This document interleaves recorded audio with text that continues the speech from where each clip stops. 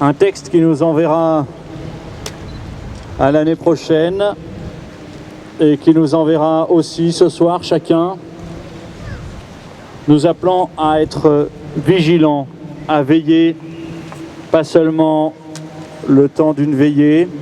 Le temps d'une veillée, c'est le temps de se laisser surprendre. Il s'agira demain de surprendre les autres. Merci beaucoup à Tugdual d'avoir rappelé de différentes manières ce que nous faisons ici, et en particulier le fait que quand nous doutons de la force de notre esprit, notre corps vient nous rappeler que nous sommes. Peut-être même, dans un monde comme le nôtre, avons-nous parfois l'impression que notre esprit, les idées singulières qui ici vous habitent et qui, je le rappelle, ne sont pas engagées, votre présence n'est pas engagée par les interventions qui sont ici. C'est cet esprit de liberté que nous voulons faire vivre, précisément parce que nous voulons que ces interventions soient pleines de vie, soient véritablement personnelles, soient véritablement un don de soi. Merci aussi d'avoir rappelé que la famille est le lieu d'apprentissage du don de soi, puisque par nature, l'enfant dans la famille reçoit tout gratuitement, et que donc nous avons tous été marqués par cette gratuité reçue, cette gratuité de nos parents, dont nous sommes parfois reconnaissants bien tard, mais dont nous sentons bien, en vieillissant, que c'est elle qui nous rend capables à notre tour, quelques années après, de poser un acte gratuit, c'est-à-dire un acte profondément politique. Un acte dont la dimension est universelle,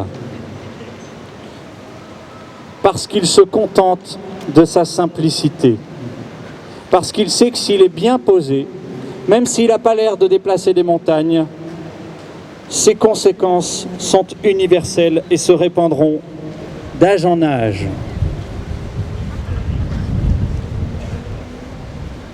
Je ne m'étends pas plus, je laisse la parole. Oh là, cette banderole, on avait mis des poids d'1 kilo à chaque coin, je crois qu'il faut le remettre celui-là. Je laisse donc la parole à Kérim. Simplement, bien sûr, de gratuité, il est question. Néanmoins, on peut gratuitement donner l'occasion à des personnes de donner un petit quelque chose.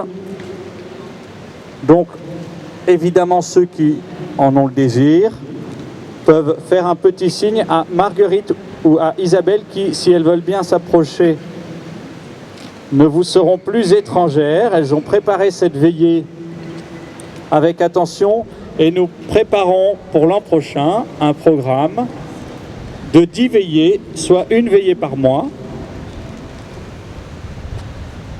Alors ce sera Alix et Isabelle, si vous voulez bien vous approcher, comme ça vous êtes bien identifiés.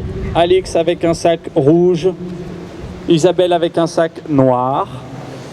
Elles ne vont pas passer dans les rangs, elles vont attendre un signe peut-être de l'un ou l'autre, comme ça de la main, pour s'approcher de vous, peut-être l'une d'un côté, l'autre de l'autre. Et voilà, donc l'an prochain, nous ferons un cycle de 10 veillées sur 10 places encore magnifiques au cœur de Paris.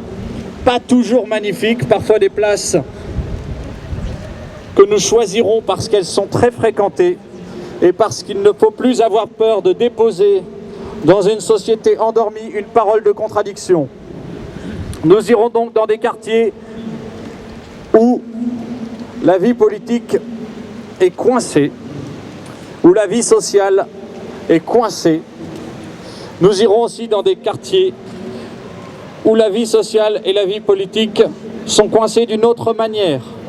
Vous imaginez bien que les pressions qui s'exercent dans tel quartier ne sont pas les mêmes que dans d'autres, dans une société atomisée où l'esprit de tribu, où la privatisation de l'espace public l'a envahi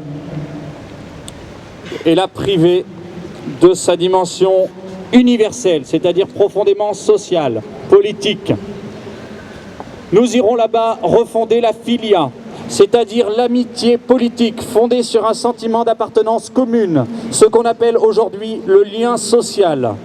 Non pas un lien social qui s'appuierait seulement sur une gentillesse qui se cache derrière, en fait, qui est le voile d'une certaine indifférence, mais une amitié politique qui pose une parole qui, nous l'espérons, est de vérité, mais qui doit être une parole d'abord de témoignage, c'est-à-dire une parole sincère qui vient du tréfonds de notre expérience, qui donc, de ce fait, dit quelque chose de la vérité que tous nous partageons, puisque chaque altérité dans une société est appelée à s'exprimer pour pouvoir construire véritablement le bien commun. Je crois que j'ai déjà là beaucoup parlé sur les veilleurs.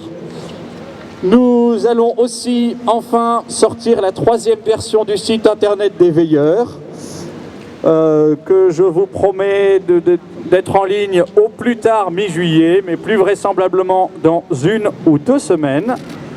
Et une fois que Kérim aura lu ce dernier texte, qui sera, j'espère pour vous, un envoi, quelque chose qui résonnera. Si ça n'est pas le cas, c'est pas grave, puisque bien d'autres interventions ce soir ont pu éveiller quelque chose de votre conscience, vous aider à chercher ce bien commun, c'est mon cas. En l'occurrence, nous nous séparerons en chantant le chant de l'espérance.